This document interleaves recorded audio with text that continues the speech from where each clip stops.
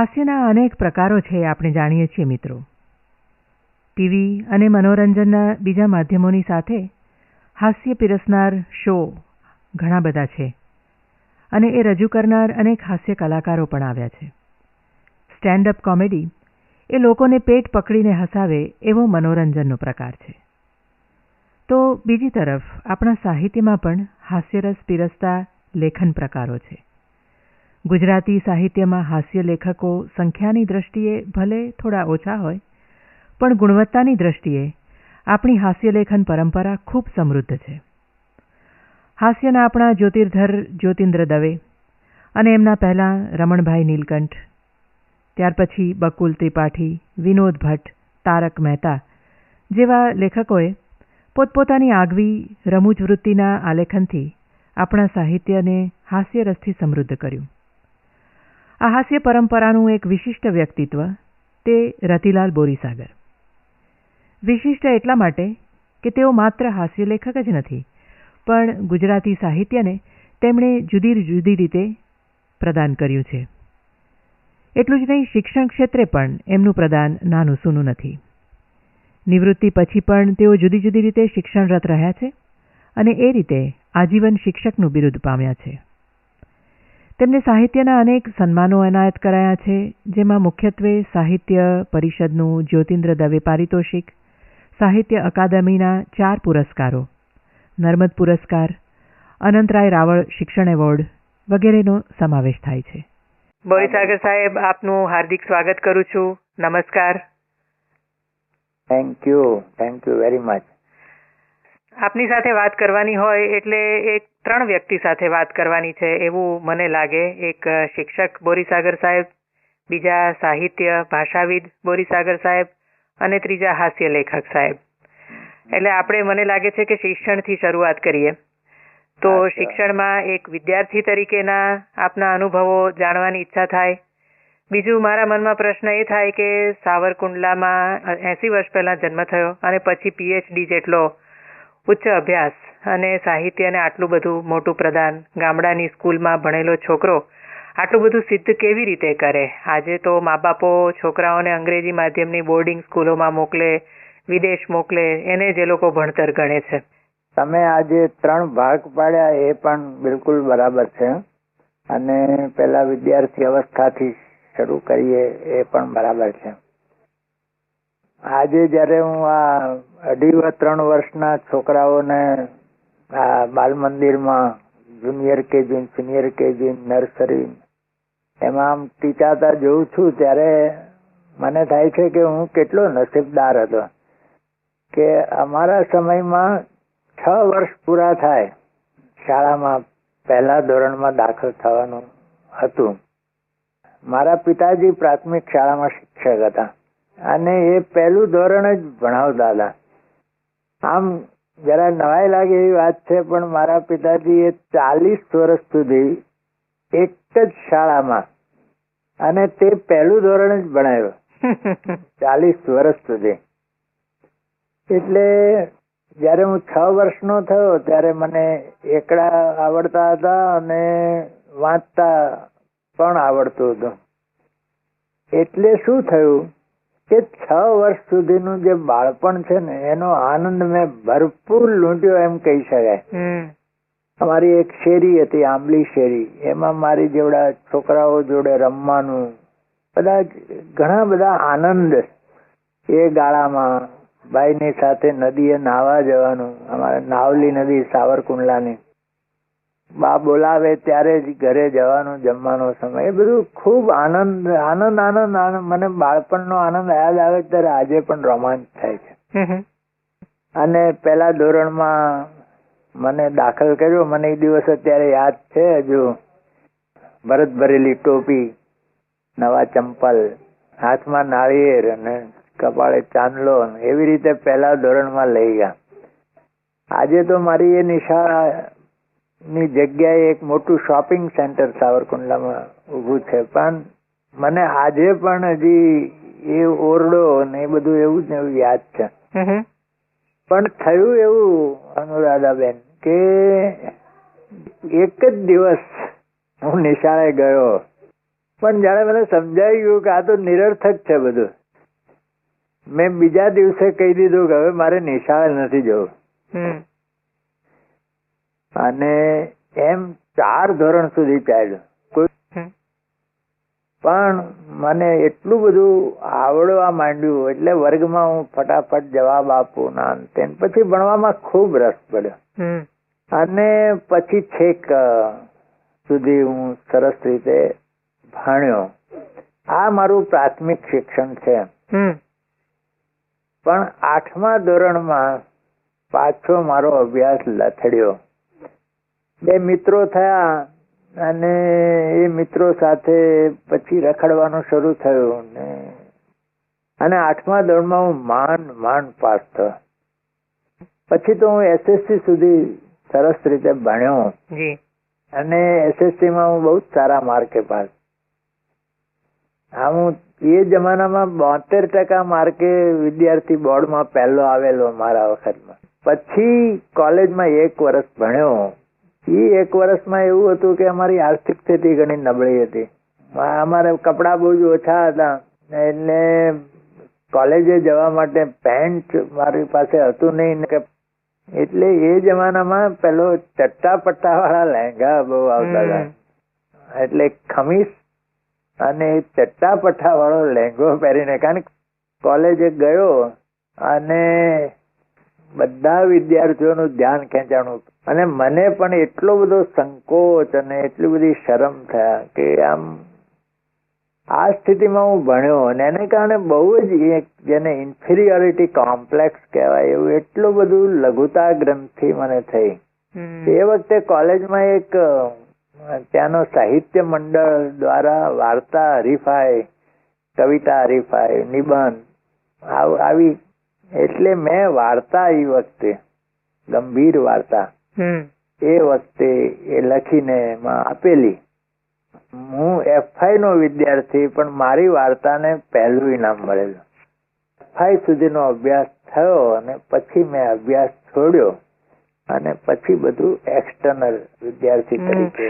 તમારો વિદ્યાર્થી કાળ 52મા વર્ષ સુધી પણ ચાલુ રહ્યો. 52મા વર્ષે તમે PhD શરૂઆત કર્યું. એ ઉંમરે PhD કરવાનો વિચાર ક્યાંથી આવ્યો? કે મેં જયારે FI ભણીને અભ્યાસ છોડ્યો, પિતાજી રિટાયર થઈ ગયા, ભાઈ પોસ્ટ ઓફિસમાં નોકરી કરે, એટલે પછી બધો બોજો ભાઈ ઉપર આવી પડે એમ હતો. આ બધો ખર્ચ એ વખતે એક પોસ્ટ ઓફિસના ક્લાર્કના પગારમાંથી કાઢવાનું બહુ જ અઘરું હતું એમ હું સમજતો હતો. એટલે મેં જીદ કરીને અભ્યાસ છોડ્યો.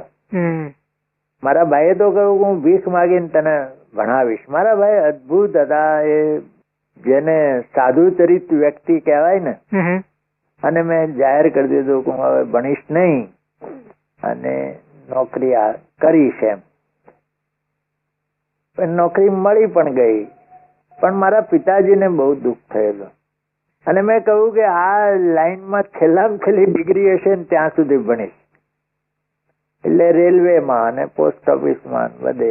રેલવેમાં ઇન્ટરવ્યુ તો આપેલો એટલે મને પોસ્ટ ઓફિસમાં ક્લાર્કની નોકરી મળી ગઈ. પણ મને કામ બરાબર આવડ્યું નહીં અને રસ પણ પડ્યો નહીં પોસ્ટ ઓફિસમાં. એટલે મેં પોસ્ટ ઓફિસની નોકરી છોડીને પાછો હું હાઈસ્કૂલમાં, જે સ્કૂલમાં કામ કરતો હતો ત્યાં જ ફરીવાર સાવરકુંડલામાં જોડાયો. 65માં MA થઈ શકું એમ હતો, એટલે 67માં MA થયો. પણ પેલું મનમાં એક રહ્યા કરતું હતું કે આ લાઈનમાં છેલ્લી ડિગ્રી એટલે PhD અને ગુજરાતી સાહિત્યમાં હાસ્યરસ, એના ઉપર મેં રજીસ્ટ્રેશન કરાયું અને પછી અહીંયા પાઠ્યપુસ્તક મંડળમાં આવ્યો. અમે તે વખતે અમારી ઓફિસ અમદાવાદમાં હતી. એટલે આમ હું PhD થયો, પણ મને સંતોષ એ થયો કે એવા વિષય ઉપર થયો કે જ્યાં હું થયો ત્યાં સુધી એ વિષય ઉપર કોઈએ કામ કરેલું નહીં. બોરીસાગર સાહેબ આજીવન સાહેબનું ખિતાબ કહીએ તો ખિતાબ લઈને જન્મ્યા એવું કહીએ તો ચાલે. આપ એક જન્મજાત શિક્ષક રહ્યા છો. શિક્ષણના વ્યવસાય સાથે જુદી જુદી રીતે સંકળાયા. શાળા શિક્ષણથી શરૂ કરીને પછી અધ્યાપન અને પછી શાળા પાઠ્યપુસ્તક મંડળના 24 વર્ષ સુધી નિયામક રહ્યા. શિક્ષણ સાથે આ જુદી જુદી રીતે સંકળાયા, એના જુદા જુદા અનુભવો તો હશે જ, પણ આ બધાએ શિક્ષણનું એક વિભાવન પણ આપને આપ્યું હશે. આપના શિક્ષણના વિભાવન વિશે અને શિક્ષક તરીકેના કાર્યકાળ દરમિયાનના અનુભવો વિશે જાણવું છે. 5મા ધોરણના ક્લાસ ટીચર તરીકે મેં મારી શિક્ષક તરીકેની કારકિર્દી શરૂ કરી. કુદરતી રીતે, તમે જેમ કહ્યું તેમ જન્મજાત. કદાચ મારા પિતાજી પ્રાથમિક શાળામાં શિક્ષક હતા. એમાં એમણે કહ્યું કે વિદ્યાર્થીઓ માટેનો પ્રેમ અને અધ્યયનશીલતા એ શિક્ષકના મુખ્ય ગુણો હોવા જોઈએ. તો મને આ બંને આમ કુદરતી રીતે બાળકોને ખૂબ પ્રેમ કરવો, બાળકો સાથે ખૂબ આનંદ કરવો, એ કુદરતી હતું. એટલે બાળકો પણ મને બહુ પ્રેમ આપ્યો. એટલે શિક્ષક તરીકે મારી આમ ધન્યતાની એક લાગણી. અહીંયા પાઠ્યપુસ્તક મંડળમાં આવ્યો એ એક રહસ્ય કોઈનાથી ઉકલતું નથી, મારાથી પણ ઉકલતું નથી. હું ત્યાં ભરપૂર રીતે ગોઠવાયેલો હતો, પણ કોણ જાણે કેમ આમ પાઠ્યપુસ્તકોના નિર્માણમાં વધારે રસ એ મને, હું શિક્ષક હતો ત્યારથી પડતો હતો. અને એ કામ પણ મેં બહુ જ રસથી કર્યું. અને એ પછી મેં સાવરકુંડલા છોડી દીધા પછી 36 વર્ષે મારા પ્રાથમિક કોલેજ સુધીના વિદ્યાર્થીઓએ ત્યાં મારું સન્માન કર્યું મોરારી બાપુના. હવે વિદ્યાગુરુ ફાઉન્ડેશનની વાત કરીએ. વિદ્યાગુરુ ફાઉન્ડેશન બે રીતે એક અદ્વિતીય સંસ્થા છે. એક તો વિદ્યાર્થીઓ એમના ગુરુના નામ સાથે આવી સંસ્થા શરૂ કરે એ આજે એક વિરલ ઘટના છે. અને એનાથી વધુ મોટી વિરલ ઘટના એ છે કે ગુરુને એ નામનો ભાર લાગે અને ગુરુ એમાંથી પોતાનું નામ કઢાવી નાખે. આમ તો આ બધું છે ને જાણે આકસ્મિક રીતે ગોઠવાતું જ હતું. એટલે આ જે વિદ્યાગુરુ ફાઉન્ડેશનનો ઉદ્ભવ ને વિકાસ એ બધું જ જાણે એક કંઈ આપોઆપ વૃક્ષની જેમ આમ કંઈક કુદરતી રીતે ઉગી નીકળ્યું. પહેલા તો સન્માનની વાત આવી. પહેલા તો હું સન્માન માટે પણ તૈયાર નહોતો માનસિક રીતે, અને મેં ના પણ કહી. પણ પછી બહુ આગળ ઝૂકી ગયો અને મને પૂછ્યું કે કોના હાથે સન્માન થાય તો ગમે. એટલે મેં કહ્યું કે મોરારી બાપુ જો આવે તો મને વધારે ગમે. ને મોરારી બાપુએ બહુ જ ઉમળકાથી હા પાડી. એટલે પહેલું સન્માન થયું ને એ સન્માનથી વાત પૂરી થઈ જવાની હતી આમ. પણ એ બધાને વિચાર આવ્યો કે આપણે એક ટ્રસ્ટ બનાવીએ અને સાહેબનું જે સાહિત્ય અને શિક્ષણ છે એની પ્રવૃત્તિ કરીએ કાયમ. એટલે આ શ્રી વિદ્યાગુરુ રતિલાલ બોરીસાગર સાંસ્કૃતિક પ્રતિષ્ઠાન એવું ટ્રસ્ટ થયું. જાણે હું કેન્દ્રમાં રહેવા માંડ્યો ને એવું બધું થવા માંડ્યું. આ બધું મને નહોતું ગમતું એવું નહીં કહું. એટલે આપણે માણસ સહજ કે આમ આટલા બધાની વચ્ચે આપણા વિશે 5 સારા શબ્દો બોલાય તો સારું ના લાગે એવો તો પ્રશ્ન નહોતો, પણ સંકોચ બહુ થતો હતો. એવું થતું હતું કે આ વ્યક્તિ કેન્દ્રી બધું ચાલે છે અને બહાર પણ લાગતો હતો. પણ પછી મેં મોરારી બાપુના કાગળ લખ્યો. મોરારી બાપુ એ સમજાયા. એટલે આ નવું ટ્રસ્ટ પછી શ્રી વિદ્યાગુરુ ફાઉન્ડેશન એ શરૂ થયું. ને શિક્ષણ સાથે સંકળાયેલા વ્યવસાયોનું આજે ગૌરવ એટલું રહ્યું નથી. શિક્ષકોના પગાર તો ખૂબ વધ્યા છે, છતાં અનેક દુરાચારો, ગેરરીતિઓના સમાચારો આપણે બધા વારંવાર વાંચીએ છીએ. આ સ્થિતિ જોઈને આપને કેવી લાગણી થાય છે? કેવો પ્રતિભાવ જન્મે છે? ઘણું ઊંડું દુઃખ પણ થાય છે. એટલા માટે થાય છે કે આજે શિક્ષકો વિશે સમાજને સન્માનની જે ભાવના હતી એ ભાવનામાં ધીમે ધીમે ઓટ આવી. એમાં શિક્ષકો પોતે પણ ઘણા જવાબદાર છે. ટ્યુશન વગેરેનો તો ખ્યાલ જ નહોતો. આજે હવે ટ્યુશન જાણે કે મુખ્ય પ્રવૃત્તિ થઈ ગઈ છે અને શિક્ષકોનો ભણાવવામાંથી રસ ઉઠતો જાય છે ત્યાંથી. એટલે મેં શિક્ષણ વિશેના હાસ્ય કટાક્ષના ઘણા લેખો લખ્યા છે. સાહેબ, સરકારી નોકરી ભલભલાની નીચોવી નાખતી હોય છે. સરકારી નોકરીનો કાળ આપના લેખન સર્જન માટે કેવો રહ્યો?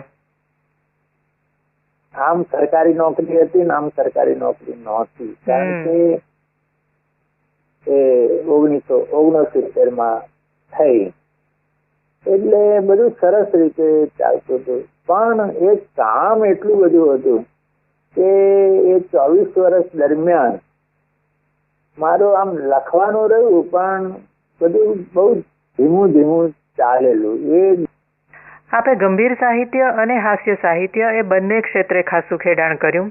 હાસ્યની સરવાણી કઈ ઉંમરે સ્ફુરી છે? બાળપણથી રમૂજ સૂઝતી?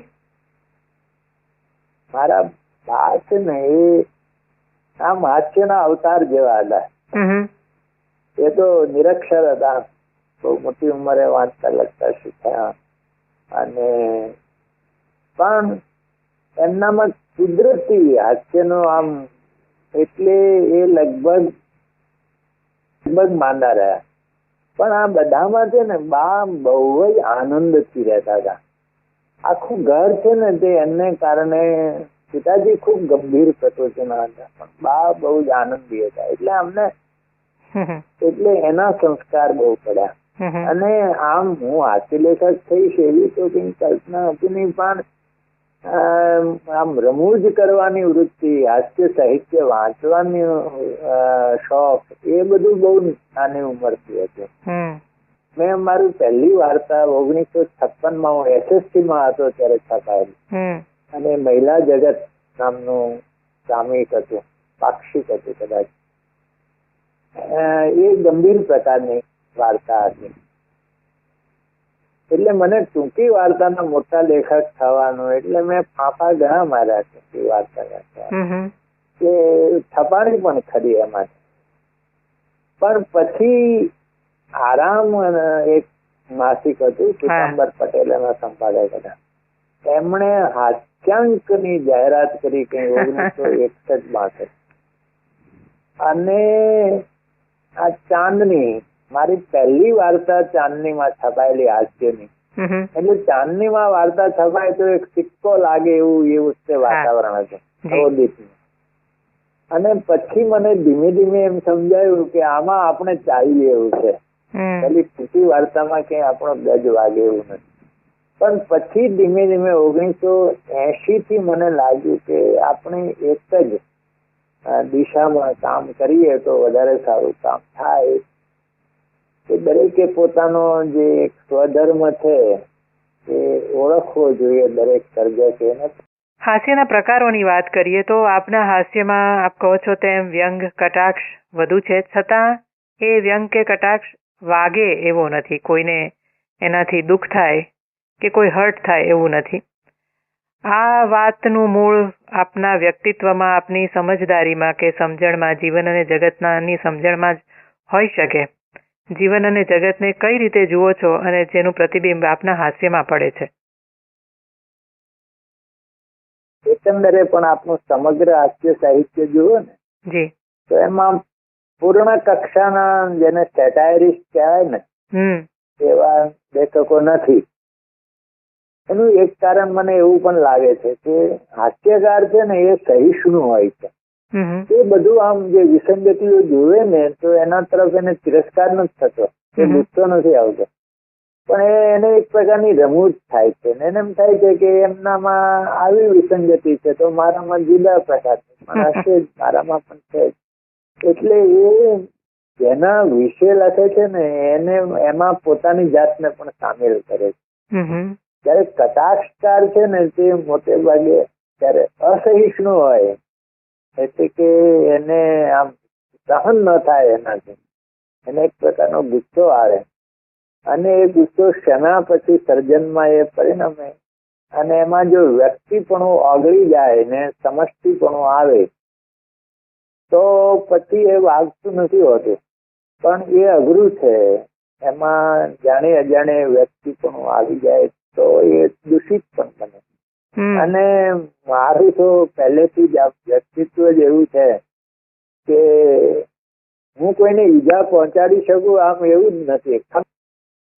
હું મારી મર્યાદાઓ સમજુ, એટલે બીજાની એક મનુષ્ય તરીકેની મર્યાદાઓ આલેખતી વખતે મને બરાબર ખબર કે આ એક યા બીજા પ્રકારની મારામાં. એટલે એના માટે એક રમૂજનો ભાવ અનુભવવો અને રમૂજથી એનું આલેખન કરવું એ પ્રકારે થઈ ગયું. એટલે લેખનમાં ક્યાંય કટાક્ષ ના આવે. અને હું પોતે એવું માનું છું કે હાસ્ય એ એકદમ નિર્દંશ અને નિર્દોષ હોય ને તો જ એ વિરોધી હાસ્ય થાય. આવી એક મારી માન્યતા પણ છે. એ નિરોગી હાસ્ય જ ઉપકારક છે. હાસ્ય ક્યાંથી જન્મે? જેમ કવિને પૂછીએ કે કવિતા ક્યાંથી સ્ફુરે, કે વાર્તાકારને પૂછીએ કે વાર્તાઓ કેવી પરિસ્થિતિમાંથી જડે, તેમ એક હાસ્ય લેખકને પૂછવાનું મન થાય કે હાસ્ય કેવી પરિસ્થિતિઓમાં દેખાય, એ ક્યાંથી જન્મે, એનું મૂળ ક્યાં હોય? આમ તો બધા જ સર્જનમાં જે નિયમ છે એ પણ હાસ્યમાં પણ એક છે. એટલે આપણે ત્યાં ઘણી વાર હાસ્ય લેખક જુદો પાડવામાં આવે છે. એ જુદો હોતો નથી. એકમાત્ર સંવેદનશીલતા અને સર્જકતા, એ તો સર્જક માત્રના ગુણો હોવા જોઈએ. બરાબર. પણ હાસ્યકારમાં એક ત્રીજી શક્તિ પણ હોય છે કે હાસ્ય નિષ્પન્ન કરવાની શક્તિ. એ ત્રણ શક્તિઓ ભેગી થાય ત્યારે હાસ્ય લેખક થાય. અને એટલે જ હાસ્ય લેખકો આપણે ત્યાં ઘણા ઓછા છે. મારું ઘણું ખરું હાસ્ય છે ને તે અનુભવ મૂલક છે. પ્રથમ પુસ્તક મરક મરકનો આવકાર જ્યોતિન્દ્ર દવે લખેલો. જ્યોતિન્દ્ર દવે આપણી ભાષાના હાસ્ય વિભૂતિ કહેવાય છે. એમની સાથેના સંસ્મરણો કેવા છે. આજની પેઢીને મોટાભાગનાને માટે તો એ નામ એક જાણે દંતકથારૂપ નામ હોય એવું છે. આમ બધા કહે છે કે આ જ્યોતિન્દ્રની પરંપરામાં બરાબર આવે છે, ઉત્તરાધિકારી છે, એવું બધું કહેવાયું છે. પણ મને એવું કશું કઈ આયાસપૂર્વક મેં કહ્યું કશું નથી. પણ કેટલીક વાર બે ચહેરા આમ આકસ્મિક રીતે મળતા આવે છે. એમ એમની શૈલી સુધી પહોંચવું તો અઘરું છે. પણ એક આકસ્મિક રીતે શબ્દ ભંડોળ અને લેખન શૈલી એ આમ કુદરતી રીતે આમ મળતા આવ્યા છે. પણ મને એક થઈ ગયું કે આ એવરેસ્ટ છે હાસ્યનું, અને આ એવરેસ્ટ એને ધ્યાનમાં રાખીને આપણે લખવાનું. પણ સંપર્ક તો બહુ મોડો છે અને બહુ ટૂંકો પણ થયો. 78 જ મને મરકમાં જ્યોતિન્દ્ર દવે પારિતોષિક મળ્યો. અને એ પછી મેં પુસ્તક એમને મોકલ્યું. એ પુસ્તક વિશે એમનો જે અભિપ્રાય છે તે આમ અકલ્પ્ય હતો મારે માટે. એને એવું લખ્યું કે કેટલુંક લખાણ તો જાણે મેં જ લખ્યું હોય એવું લાગે. અને પછી એવું ઉમેર્યું પણ ખરું કે આનો અર્થ એવો નથી કે તમે મારું અનુકરણ કર્યું છે કે મારામાંથી અપહરણ કર્યું છે. તમારી સર્ગશક્તિ સ્વતંત્ર સહજ છે, આવું પણ લખેલું. પણ આ જે પ્રમાણપત્ર છે ને તે મારા માટે આમ બહુ અકલ્પ્ય પ્રતિભાવ હતો. જી. મરક મરક નામની સંદેશમાં આપની એક કોલમ પર એ પણ એક સમયે ચાલતી, અને પછી એ જાતે જ આપે બંધ કરવાનું નક્કી કર્યું. કોલમ લેખનમાં ભારે લોકપ્રિયતા મળે છે એટલે કોલમ લેખન બંધ કરવી એ એક મુશ્કેલ પગલું ઘણા પત્રકારો કે લેખકો માટે હોય. ભાગ્યે જ કોઈ આવું પગલું ભરે.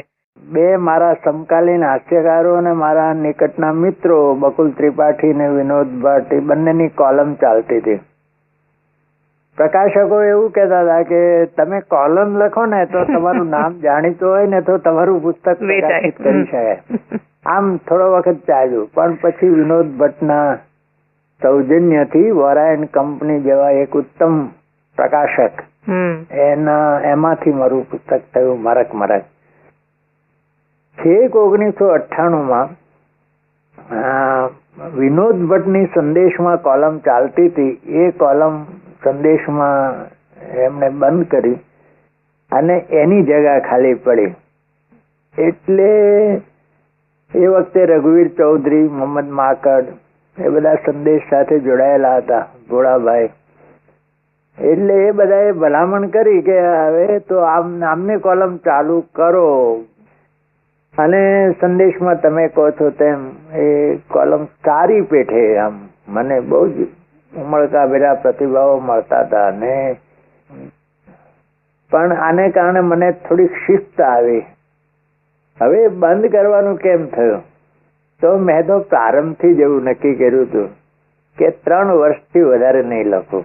પણ મારો અનુભવ એવો છે કે આમ નળની ચકલી ખોલીએ એટલે પાણી આવવા માંડે, એમ કઈ આ હાસ્યની સરવાણી વહેતી નથી. પણ 5 વર્ષ પૂરા થયા ને તો મેં સંદેશના તંત્રીશ્રીને પત્ર લખી દીધો કે હવે મને 65 વર્ષ થયા છે, એટલે હું હવે આ કોલમ માંથી નિવૃત્ત થવા માંગુ છું. પ્રસિદ્ધિની વાત કરીએ છીએ તો સાથે સાથે એવોર્ડ્સની વાત સાંકળી લઈએ. આપને ઘણા એવોર્ડ મળ્યા છે, અકાદમીનું સન્માન, જ્યોતિન્દ્ર દવે પારિતોષિક વગેરે. સન્માનોનું જીવનમાં અને લેખનમાં શું સ્થાન? ભાગ્યે જ કોઈ લેખક આ સન્માનને ધ્યાનમાં રાખીને લખતો હોય. પણ એટલું નક્કી છે કે સન્માન થાય ને ત્યારે ખૂબ ગમતું હોય છે. એટલે એક અંદરથી એક પ્રકારનો પરિતોષ કે આપણા લેખનની એક સ્વીકૃતિ થઈ. એ આમાં શું છે કે એને કારણે થોડું લખવાનું બળ પણ મળતું હોય છે ને એક જવાબદારીનો પણ ખ્યાલ આવતો હોય છે. આપણા પોતાના અર્થકારણ વિશે અનેક વખત રમૂજો કરી છે. આપણે ત્યાં સાહિત્ય અને શિક્ષણ એ બંને એવા ક્ષેત્રો છે જે કમાણી કરાવી આપતા નથી, અને ખરેખર તો આ આપણા સમાજનું એક પ્રતિબિંબ છે. આના વિશે આપના વિચારો મારે જાણવા છે. કોને ખબર કેમ પણ મને બહુ નાની ઉંમરથી કારકિર્દી બનાવવી એટલે કે એવો રસ નહોતો ક્યારેય પડ્યો. ભણવામાં રસ હોવાને કારણે હું ભણ્યો, કોલેજ છોડી દીધા પછી પણ ભણ્યો. એટલે જેને પૈસા કમાવા કહીએ ને તેમાં મને કોણ જાણે કેમ પણ કશો બહુ રસ પડ્યો નહીં. બીજું અમારું કુટુંબની જવાબદારી ઘણી વધારે હતી, એટલે ખર્ચ ઘણો વધારે થાય, એના પ્રમાણે મારો પગાર ઓછો. અને આ લેખનમાંથી તો કઈ આવક થવાનો પ્રશ્ન જ ઉભો થતો નથી, હજી આજે નથી થયો. એટલે મારી આવક આમ પ્રમાણમાં ઓછી, ખર્ચ ઘણો વધારે. અને જે મેં લખ્યું છે ને એ બધું જ, દાખલા તરીકે આનંદ લોકમાં મારા 2 લેખો છે, એક ઋણ મીમાંસા અને એક મારી નાણાકીય કારકિર્દી. એ આનંદ લોકમાં મારા 2 લેખો છે એ બિલકુલ. અને ભજ આનંદમ મારું એક છે, એમાં ક્રેડિટ કાર્ડ એના વિશે એક મારો લેખ. એટલે એ બધામાં જે કહ્યું છે તે બિલકુલ સાચું કહ્યું છે, જેવું છે તેવી. પણ કોઈ પાસેથી પૈસા લીધા હોય એનો પાયનો હિસાબ રાખવો અને બને એટલા વહેલા ચૂકવી આપવા, એ એક પ્રકારની એક કાળજીને કારણે મને જ્યારે જેમ પૈસા મળે, પણ એને કારણે મને આર્થિક સંકળામણ ઘણી ભોગવી મેં. પણ મેં કહ્યું ને, બામાં એક હતું કે કોઈ પણ તકલીફો આનંદથી ભોગવવી. એટલે મેં એને મારી રમૂજની સામગ્રી, મારા લેખો જુદા પડ્યા એનું કારણ એ છે કે મોટે ભાગે આત્મકથનાત્મક છે, પોતાના અનુભવોના છે અને પોતાના ભોગે હસાવાનું રાખ્યું છે. એટલે આ આર્થિક મુશ્કેલી મને એટલો ખ્યાલ આવ્યો છે, એટલે હું મારા પૌત્રને ને એ બધાને સમજાવું છું કે જીવનમાં પૈસાનું એક સ્થાન તો છે જ, તમે એના વગર ઘણા હેરાન થાવ. અને મારું તો બધું ચાલ્યું ગયું નરસિંહ મહેતાની જેમ, બધું થઈ ગયું, ભગવાને બધું કરી આવ્યું. પણ હવે સમય એવો આવે છે કે જેમાં એ ન પણ થાય. એટલે એના તરફ થાવ. મેં સેવી એટલી બધી ઉદાસીનતા સેવવી ના જોઈએ એવું તો હું સમજાવું છું. પણ મેં ક્યારેય પૈસો એ મુખ્ય છે જીવનનું, એ સાધન જ છે, એ બાબતમાં મારી ક્લેરિટી પહેલેથી જ છે અને આજ સુધી ટકી રહી છે કે સાધન છે, અગત્યનું સાધન છે. પણ એને સાધ્ય બનાવીને આખા જીવનને એને ખાતે ઉધારી દેવું એ તો ખોટું છે. આવો ખ્યાલ તો મારો આજે પણ છે. જી, હાસ્ય પીરસો છો, પણ જાતે ક્યારેય હતાશા, નિરાશા અનુભવી છે ખરી જીવનમાં? હતાશા ત્યારે અનુભવવાની આવે આમ મોટે ભાગે કે તમે એક આમ લક્ષ્ય રાખ્યું હોય ને એ લક્ષ્યની પ્રાપ્તિ ન થાય આ પારિતોષિકો ઘણા મળ્યા છે, પણ ઘણા નથી પણ મળ્યા. પણ એ બાબતમાં મને બહુ અસર નથી થતી. એટલે આપણે માનવું કે ઓડિયન્સ ફેલ ગયું છે, આપણી કૃતિને પ્રમાણી ન શક્યા. પણ એ ન મળે તો મને એટલી બધી, જેને આપણે ભૌતિક પ્રાપ્તિ કહીએ, એ ભૌતિક પ્રાપ્તિની કોઈ ધગશ અંદરથી ક્યારેય થઈ જ નથી. ફોર્ચ્યુનેટલી આ મારો દીકરો છે, તે કોલેજમાં પ્રોફેસર છે, એક જ દીકરો છે, એટલે એને સારો પગાર છે, એટલે ઘરની મારી કોઈ જવાબદારી નથી. હું ઘણી વાર કહું છું કે નરસિંહ મહેતા જેવી યોગ્યતા ન હોવા છતાં નરસિંહ મહેતાની જેમ જ મારું ધ્યાન રાખ્યું. 8 દાયકાના જીવન ઉપર નજર કરો તો આપની પોતાની સિદ્ધિઓ અને પોતાની નિષ્ફળતાઓ શું શું દેખાય છે, અને એના આધારે આ મુલાકાતનું સમાપન કરીએ ત્યારે આજના યુવાનોને શું સંદેશો આપશો? હવે આમ સિદ્ધિઓ અને નિષ્ફળતાઓના પરિપ્રેક્ષ્યમાં તો મેં ક્યારેય આમ બહુ કંઈ વિચાર્યું નથી. એક મારા મનમાં કે જે કામ કરીએ એમાં પૂરેપૂરા અંદર ઉત્તમ, એટલે મારી દૃષ્ટિએ ઉત્તમ. હું હવે આનાથી વધારે ઉત્તમ કરી નહીં શકું, લખી નહીં શકું. એ સિદ્ધિઓ કહો કે જે કંઈ કહો તે બધું એનું પરિણામ છે. મને કોઈ સિદ્ધિનું અભિમાન એટલે નથી થતું કે બહુ નાની ઉંમરથી મારું એક કન્વિક્શન છે કે આ જે કંઈ મેં કર્યું એ તો મને મળેલું છે. એટલે આ જે પરમાત્મા કહો અથવા કોઈ તત્વ કહો, એ આપણી ચેતનામાં અમુક વસ્તુ ઝીલાય છે, તે તો એક કુદરતી, અને એને આપણે વ્યક્ત કરી શકીએ છીએ, એ પણ કુદરતે આપેલી શક્તિ છે. તો એ આપણે તો માધ્યમ છીએ. આ હું કોઈ નમ્રતાથી કે નથી, આ મારું કન્વિક્શન છે, પૂરેપૂરું પ્રતીતિ છે મારી, કે આપણે એક માધ્યમ છીએ. એક એ રીતે નિષ્ફળતાઓ પણ મેં આમ નિષ્ફળતા તો ક્યારે કે અમુક વસ્તુઓ મને મળે એને માટે જ મેં મહેનત કરી હોય, હું તટસ્થ રહી શકું છું સફળતા નિષ્ફળતાની બાબતમાં, એવું કહી શકાય. ક્યાં વાત સાહેબ, સાહિત્યના અનેક આયામોમાં આપે કરેલા પ્રદાન બદલ આપને વંદન કરું છું. આવી રહેલા વર્ષોમાં નિરામય આયુષ્ય ભોગવો એવી શુભેચ્છા કરું છું. અને આજે સમય કાઢીને આટલો દીર્ઘ વાર્તાલાપ આપણે કરી શક્યા તે માટે આપનો સહકાર, સમય મળ્યો એ માટે આપને ફરીથી આપનો આભાર માનું છું. હા, મારે પણ તમારો આભાર માનવાનો છે. તમારા ઇન્ટરવ્યુ જયારે પ્રસિદ્ધ થતા, તમારું પુસ્તક પણ છે મારી પાસે, તો આમ એક જો મેં તમને કહું ને કે અમુક પ્રકારની ઈચ્છા ન થાય લેખકને, એટલા બધા આપણે કઈ નિર્મોહી છીએ એવું નહીં. મને એમ થતું હતું કે ક્યારેક આ અનુરાધાબેન ઇન્ટરવ્યુ લે છે એવો મારો પણ લે. અરે વાહ, આવું તો મને થતું હતું. વાંચીએ ત્યારે એમાં શું હોય છે કે આ નિમિત્તે આપણને એક વ્યક્ત થવાની તક મળે છે અને આપણા વાચકો સુધી એ વાત પહોંચે છે. એટલે મારે પણ તમારો ખાસ આભાર માનવાનો. આપના જેવા વ્યક્તિત્વ મારી પાસે ઇન્ટરવ્યુ કરાવવાની ઈચ્છા દર્શાવે એ મારું પણ અહોભાગ્ય છે. આપના આશીર્વાદ છે. ફરીથી આપનો ખૂબ ખૂબ આભાર. તમારી યોગ્યતા છે ઇન્ટરવ્યુ લેવાની, આટલી વિગત. Thank you very much.